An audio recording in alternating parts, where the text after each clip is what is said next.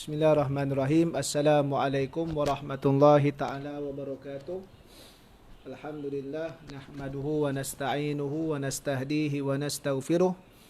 Wa na'udzu billahi min syururi anfusina wa min sayyiati a'malina. Man yahdihillahu fala mudilla lah wa man yudlil fala hadiya lah. Asyhadu an la ilaha illallah wahdahu la syarika lah wa asyhadu anna sayyidana Muhammadan abduhu wa rasuluh.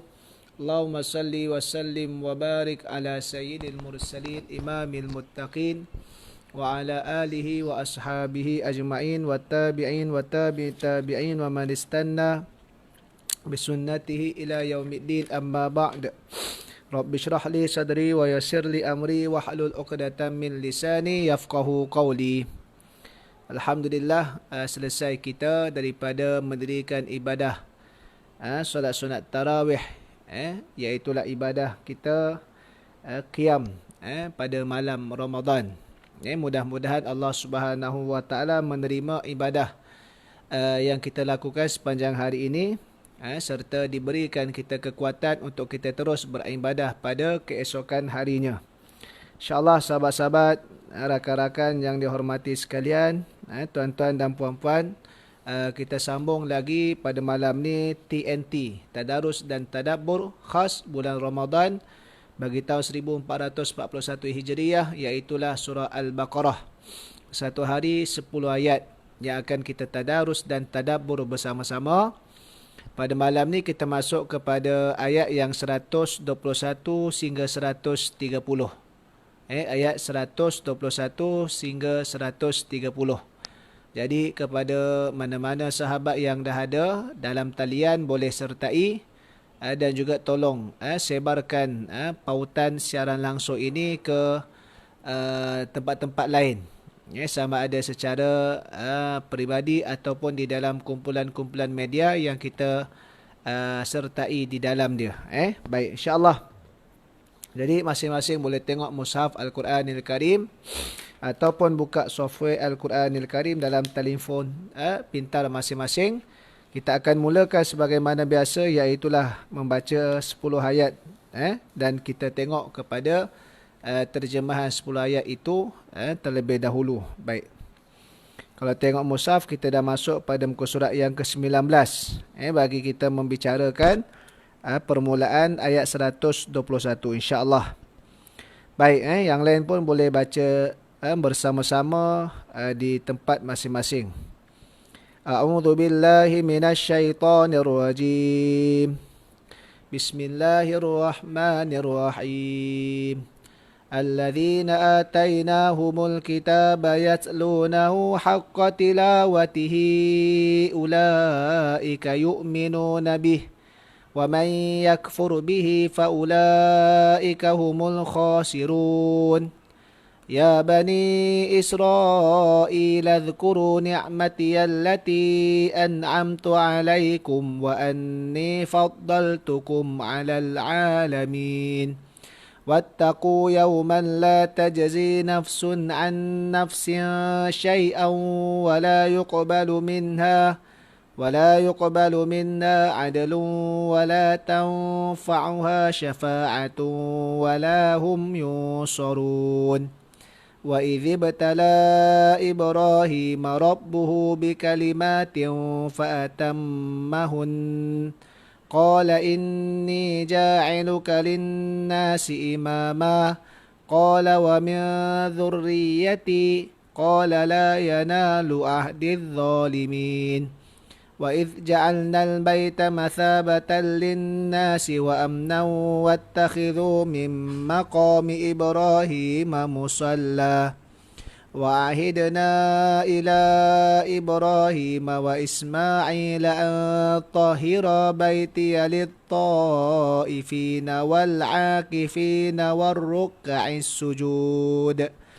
وإذ قال إبراهيم رب اجعل هذا بلدا آمنا وارزق أهله من الثمرات من آمن منهم بالله واليوم الآخر قال ومن كفر فأمتعه قليلا ثم أضطره إلى عذاب النار وبئس المصير وإذ يرفع إبراهيم القواعد من البيت وإسماعيل ربنا تقبل منا إنك أنت السميع العليم ربنا واجعلنا مسلمين لك ومن ذريتنا أمة مسلمة لك وأرنا مناسكنا وتب علينا إنك أنت التواب الرحيم ربنا وابعث فيهم رسولا منهم يتلو عليهم آياتك ويعلمهم الكتاب والحكمة ويزكيهم إنك أنت العزيز الحكيم ومن يرغب عن ملة إبراهيم إلا من سفي نفسه ولقد اصطفيناه في الدنيا وإنه في الآخرة لمن الصالحين صدق الله العظيم. Baik, ayat 121 sehingga 130. Kita tengok terjemahan dia. 121 yang bermaksud orang-orang yang telah kami berikan Alkitab kepadanya, mereka membacanya dengan bacaan yang sebenarnya. Yakni dengan tidak mengubah maknanya. Dan tidak menyeleweng lah. So Allah Ta'ala cerita sebelum daripada ni, sikap Yahudi Bani Israel, mereka mengubah kitab At-Taurat itu. Mereka itu beriman kepadanya dan barang siapa yang ingkar kepadanya, maka mereka itulah orang-orang yang rugi. Ayat 122, wahai Bani Israel, ingatlah akan ini,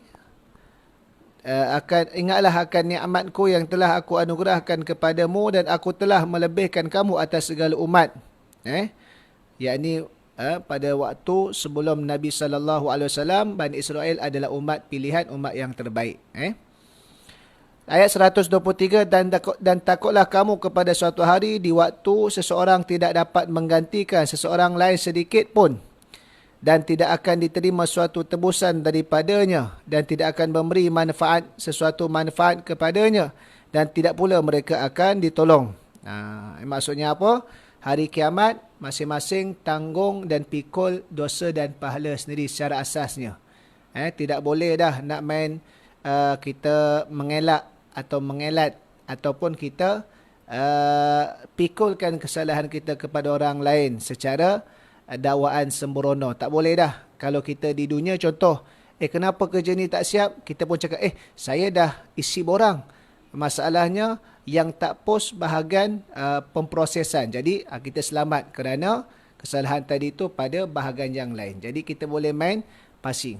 Kalau di akhirat, siapa yang buat salah, maka dia tak boleh dah nak bagi alasan yang lain. Itulah hari yang dimaksudkan oleh Allah. Tidak ada siapa pun dapat nak menggantikan orang lain. Masing-masing akan dipikulkan atas segala amalan usaha masing-masing sepanjang yang dilakukan hidup di dunia ni. Baik. Ayat 124. Dan ingatlah ketika Nabi Ibrahim diuji.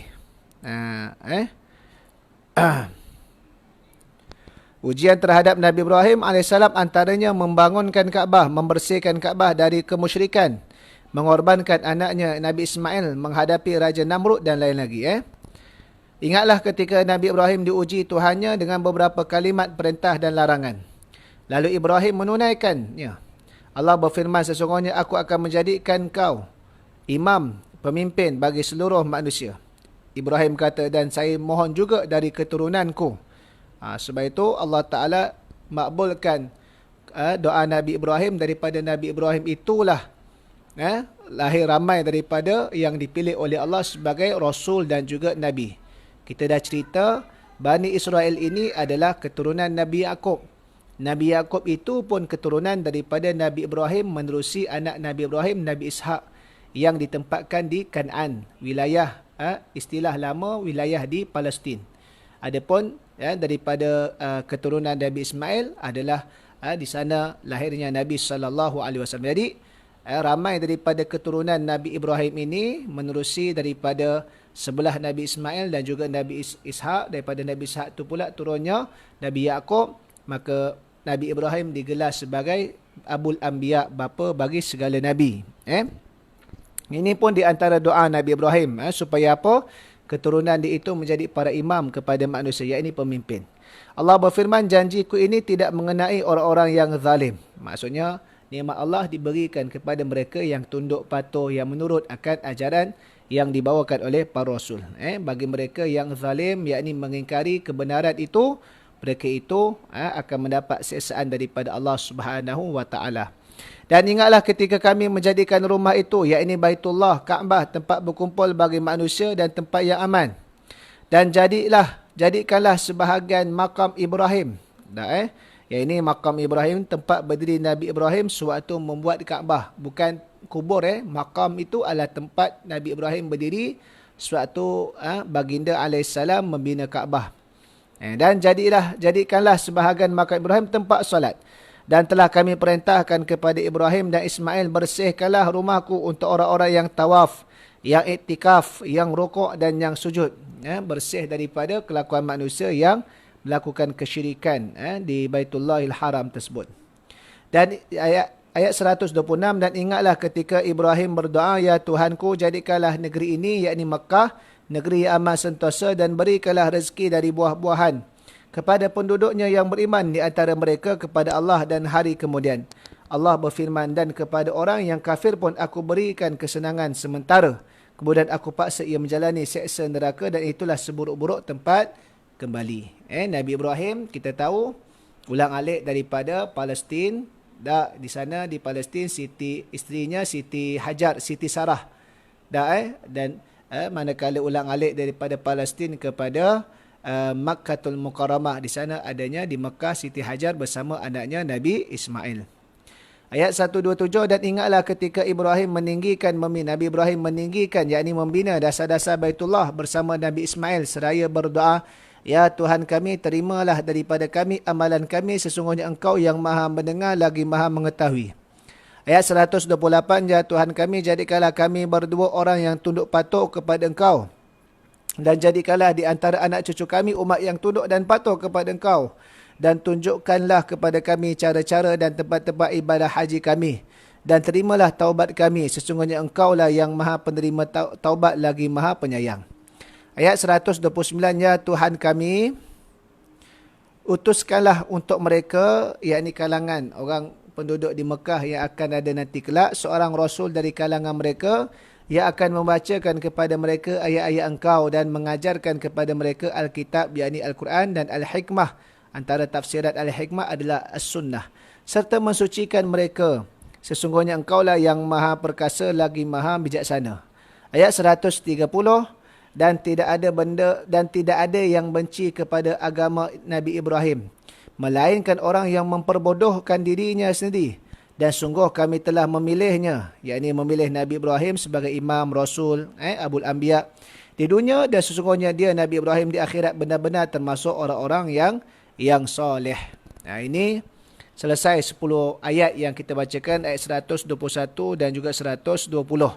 Merangkumi dua kisah. Yang pertamanya kisah berkenaan dengan Yahudi Bani Israel, sambungan daripada ayat sebelum daripada ini, serta bermulanya kisah pada ayat 124 itu, kisah Nabi Ibrahim AS bersama dengan anaknya Nabi Ismail AS yang ditempatkan di lembah yang kering kontang, iaitulah Makkatul Mukarramah. Kemudian membina Baitullahil Haram, iaitulah Kaabah Musyrifah. Jadi Allah Subhanahu wa taala seringkali memperingatkan daripada kalangan Bani Israel ini akan janji-janji mereka terhadap Allah Subhanahu wa taala. Dah disebutkan sebelum daripada ini, bila Allah Subhanahu wa taala memperingatkan janji-janji Bani Israel itu kepada Allah, yakni janji-janji untuk mengabdikan diri kepada Allah, mengesakan Allah Subhanahu wa taala tanpa ada mensyirikkan Allah, serta menurut akan ajaran yang disampaikan menerusi para rasul kalangan mereka itu sendiri. Kerana Bani Israel ini pada suatu ketika, yakni sebelum Nabi SAW dilahirkan dan diutuskan menjadi rasul, kaum Bani Israel digelar sebagai sebaik-baik umat. Kerana apa digelar sebagai sebaik-baik umat? Kerana daripada kalangan mereka itu dipilih oleh Allah Subhanahu wa taala adanya kalangan para rasul dan nabi.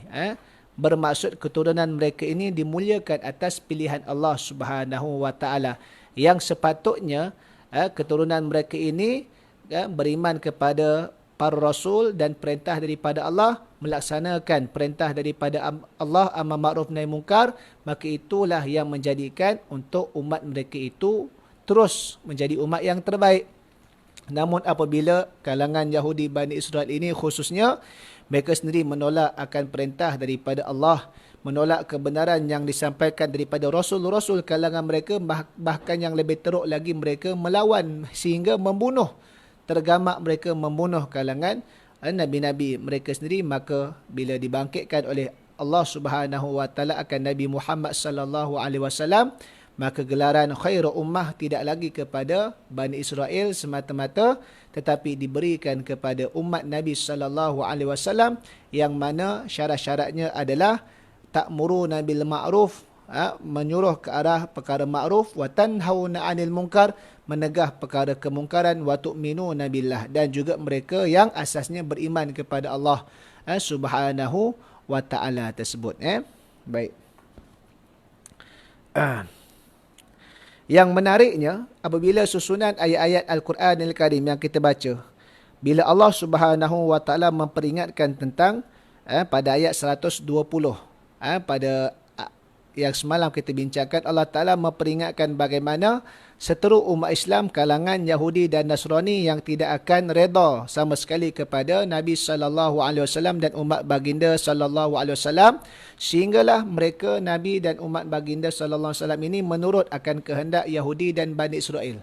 Maka Allah Ta'ala peringatkan balik berkenaan dengan mereka Yahudi dan Bani Israel ni adalah kalangan ahli kitab. Alladzina atainahumul kitaba yatlunahu. Mereka kalangan yang diberikan kitab. Daripada kalangan rasul mereka ada yang diberikan kitab Taurat, ada yang diberikan kitab Injil, ada yang diberikan kitab Zabur. Bermaksud hal-hal kebenaran secara dasar dan prinsipnya telah pun diketahui oleh kalangan Bani Israel, tetapi mereka tetap menolak kebenaran tersebut. Maka Allah Ta'ala memperingatkan bahawasanya janji mereka terhadap Allah Subhanahu wa taala, sehingga kan Allah tarik balik sejarah mereka ini sehingga kepada asal keturunan mereka, iaitulah Nabi Ibrahim AS, dan Allah Ta'ala menceritakan pula sejarah daripada Nabi Ismail. Sebab Bani Israel ini daripada Nabi Yaqub bin Nabi Ishaq bin Nabi Ibrahim. Daripada sebelah jalur Siti Sarah, isteri yang pertama. Tetapi Nabi Ishaq dia lahir lewat daripada Nabi Ismail. Nabi Ismail lahir ketika mana Nabi Ibrahim berusia 86 tahun. Nabi Ishaq lahir ketika itu Nabi Ibrahim berusia dalam keadaan 100 tahun. Jadi Allah Ta'ala cerita balik. Dah kamu ni, aku dah pilih daripada kalangan kamu ni rasul-rasul, para nabi. Patutnya kamu ni syukurlah.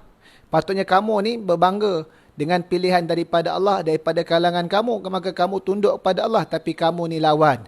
Kamu ni tak ikut kitab, kamu ni tak ikut rasul. Maka Allah Ta'ala tarik balik. Allah Ta'ala cerita pula di sebelah Nabi Ismail AS.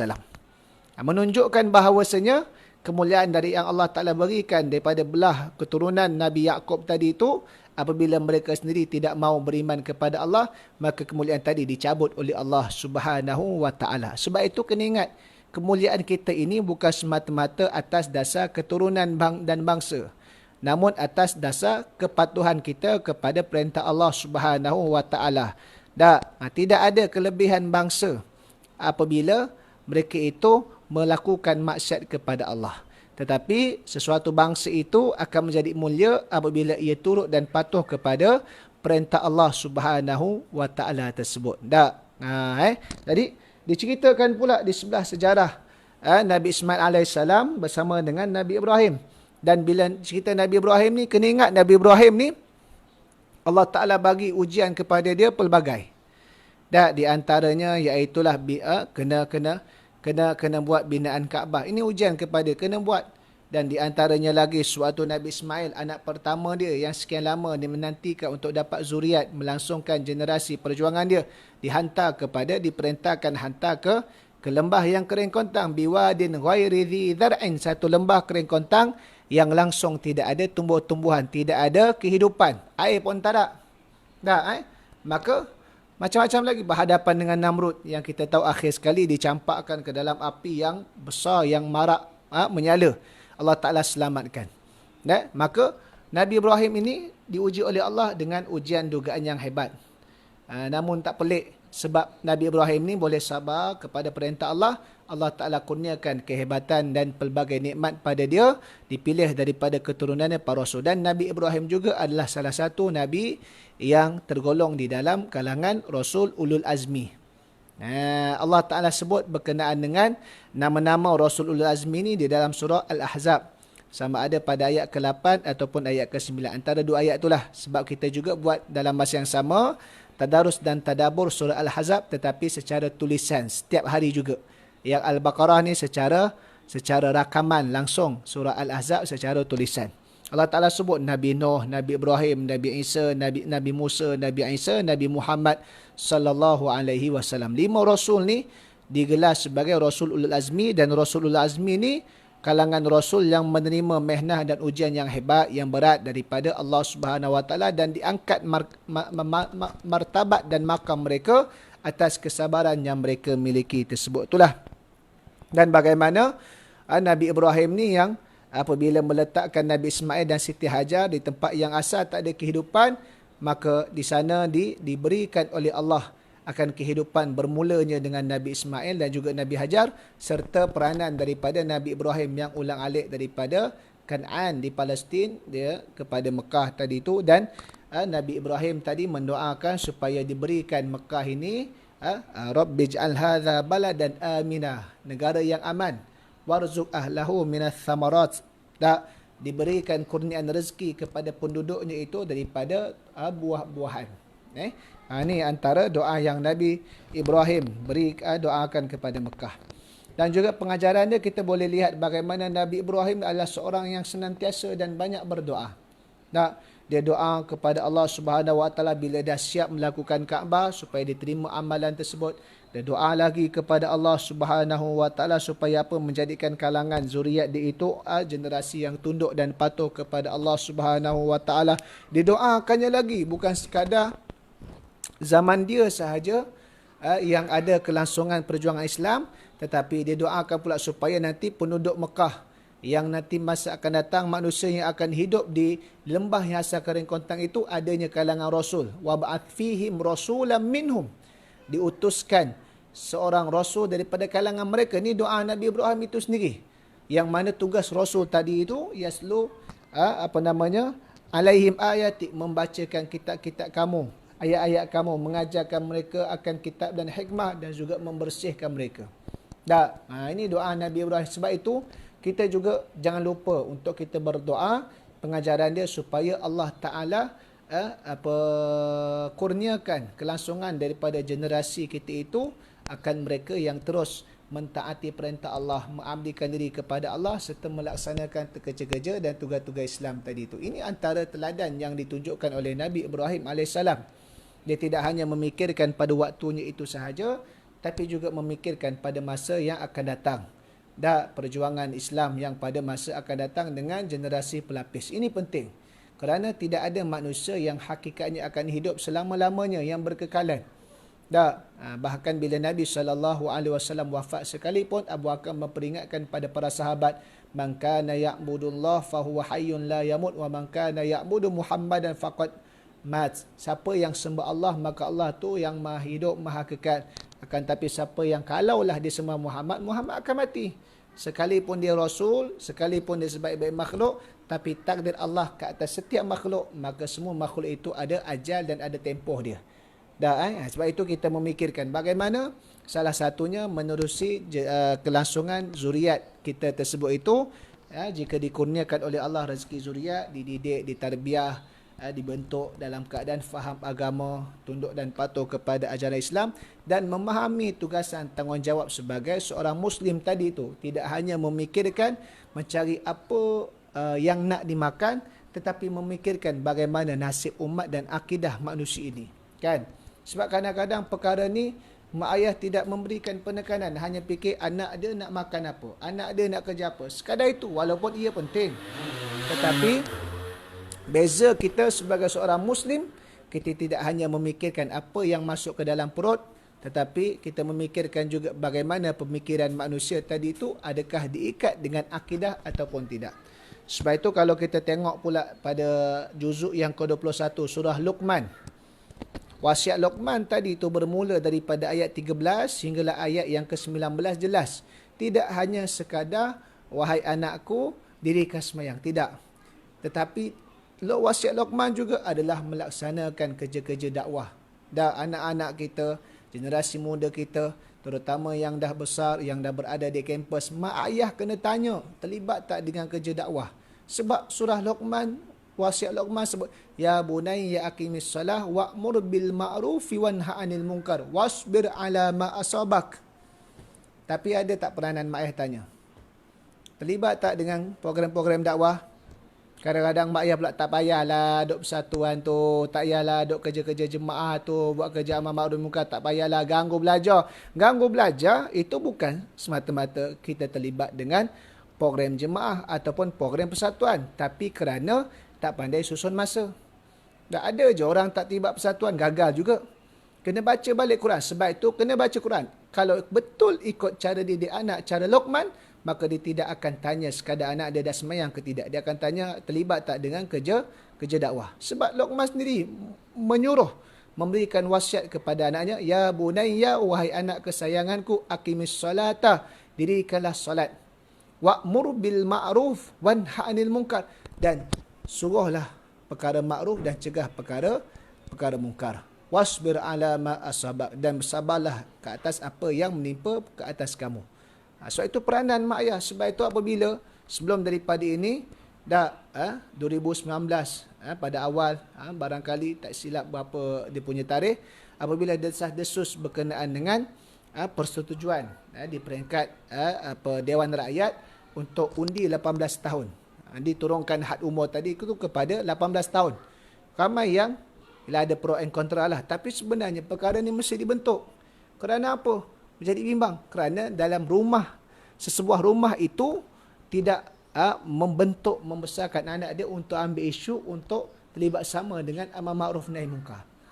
Dah, akhir sekali, bila nak kena ni, oh dia tak matang lagi, dia tak ini apa sebagainya. Macam-macam lah pro and kontra. Malas kita nak bincang. Sebab saya pun ada tulis satu artikel, undi 18 tahun, saranan dan cadangan. Boleh tengok dalam page saya dah tulis banyak.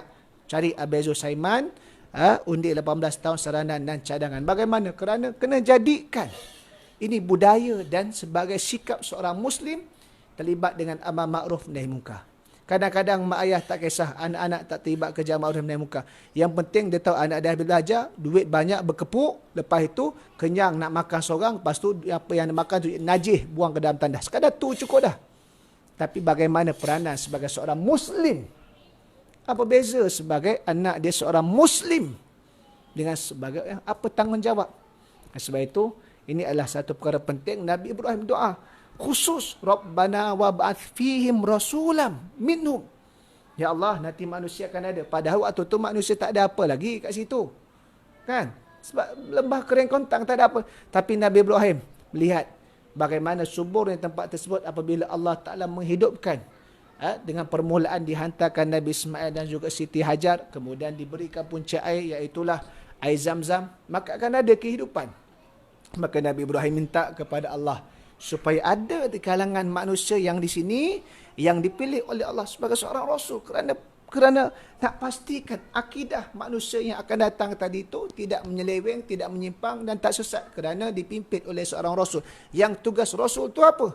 Bacakan ayat-ayat Allah, mengajarkan kitab dan juga hikmah, serta membersihkan mereka, menyucikan jiwa mereka. Sebab itu doa kita tadi itu tidak sekadar doa apa yang kita nak makan, tapi doa bagaimana makanan tadi itu menjadi barakah, supaya kita sebagai seorang Muslim hidup sebagai seorang Muslim dan juga melaksanakan apa-apa kerja sebagai seorang Muslim. Seorang Muslim tadi itu. Jadi itu perkara doa tadi itu, jangan lupa banyakkan doa dalam apa jua perkara. Nabi Ibrahim selesai bina Kaabah, doa. Lepas tu doa pula supaya generasi dia tadi tu generasi yang tunduk dan patuh kepada Allah. Lepas tu doa pula untuk akan datang supaya adanya mereka yang dibangkitkan supaya nak melaksanakan kerja-kerja dakwah pula. Ini Nabi Ibrahim. Maka kita bersempena dengan bulan Ramadan juga, khususnya kita memperbanyakkan doa. Bukan berdoa sahaja dalam bulan Ramadan, tapi memperbanyakkan doa, kerana bulan-bulan lain juga adalah kita berdoa. Ambillah peluang dan kesempatan ini, mudah-mudahan Allah Subhanahu wa taala memakbulkan doa-doa kita ini sepanjang bulan Ramadan. Dan carilah pada waktu-waktu yang dimustajabkan doa oleh Allah. Di antaranya di antara azan dan juga iqamah, di antaranya kalau kita waktu sembahyang Jumaat itu di antara dua khutbah, kalau kita sedang berpuasa bulan Ramadan ketika mana hendak berbuka puasa, kalau kita bangkit 1/3 malam waktu sahur umpamanya adalah waktu yang sangat hampir dengan rahmat Allah, waktu turunnya hujan dan seumpamanya lagi lah. Siapa yang musafir pun tu salah satu daripada waktu-waktu yang dimustajabkan doa, maka doalah untuk kesejahteraan umat, doakanlah untuk kemenangan Islam, dan doakanlah juga untuk kebaikan saudara-saudara seakidah kita, khususnya di kalangan mereka yang ditimpa ujian oleh Allah, yang mana mereka dizalimi oleh pihak musuh-musuh agama Islam tersebut. Jadi saya kira sekadar itu saja. Mudah-mudahan Allah Ta'ala memberkati. InsyaAllah besok kita sambung lagi ayat 131 sehingga 140. Mudah-mudahan Allah Ta'ala berikan kita konsisten, kekuatan untuk konsisten, untuk sama-sama kita dapat menghabiskan dan mengkhatamkan surah Al-Baqarah yang dipilih untuk tahun ini bagi untuk kita punya program tadarus dan tadabbur. Wabillahi taufiq wa hidayah. Wassalamualaikum warahmatullahi taala wabarakatuh.